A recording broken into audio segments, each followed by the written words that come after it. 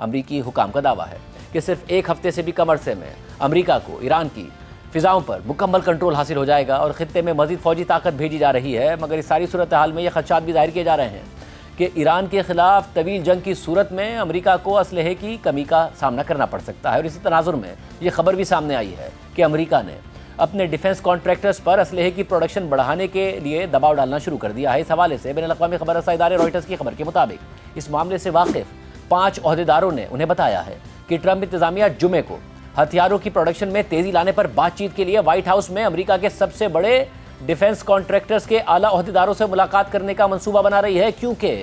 अमरीका की वजारत दिफा यानी पेंटागन ईरान पर हमलों और हालिया फौजी कार्रवाइयों के बाद अपने असलहे के ज़खायर को दोबारा बढ़ाने पर काम कर रहा है। इन ज़राए के मुताबिक असलहा साज कंपनी लॉकहीड मार्टिन और रेथियोन की ज़ेली कंपनी RTX समेत दीगर अहम सप्लायर्स को इस इजलास में शिरकत की दावत दी गई है। रिपोर्ट में मज़ीद लिखा है कि ये इजलास इस हंगामी एहसास को जाहिर करता है जो ट्रंप इंतज़ामिया के अंदर ईरान के खिलाफ कार्रवाई के बाद पैदा हुआ है, क्योंकि इस ऑपरेशन में बड़ी मिकदार में असलहा इस्तेमाल हो चुका है। 2022 में रूस के यूक्रेन पर हमले और इसराइल की गजा में फौजी कार्रवाइयों के आगाज़ के बाद से अमरीका अरबों डॉलर्स मालियत के हथियारों के ज़खायर इस्तेमाल कर चुका है, जिनमें आर्टिलरी सिस्टम्स, गोला बारूद और एंटी टैंक मिसाइल्स शामिल हैं। और ईरान के साथ जंग में तवील फासले तक मार करने वाले इतने मिसाइल इस्तेमाल हुए हैं जो यूक्रेन को फराहम किए गए मिसाइल से भी ज़्यादा हैं। ज़राए में से कम एक शख्स ने बताया कि इस इजलास का मकसद असलहा साज कंपनियों पर जोर देना होगा कि वो अपनी प्रोडक्शन में तेज़ी लाएं और पैदावार बढ़ाने के लिए फौरी इक़दाम करें। अहम बात यह है कि पीर को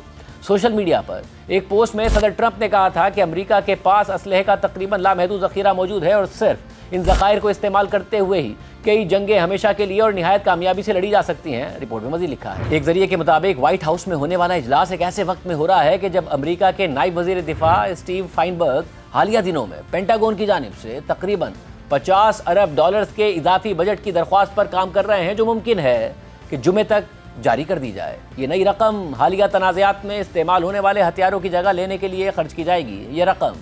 एक इब्तिदाई अंदाज़ा है और इसमें तब्दीली भी हो सकती है। अमरीका की जानिब से असलहे की पैदावार बढ़ाने की कोशिशों में उस वक्त मजीद शिद्दत आ गई जब अमरीका ने ईरान पर फौजी हमले किए। रिपोर्ट में मजीद लिखा है कि ट्रंप इंतज़ामिया अमरीका के डिफेंस कॉन्ट्रैक्टर्स पर मुसलसल दबाव बढ़ा रही है कि वो अपने शेयर होल्डर्स को मुनाफे की अदायगी के बजाय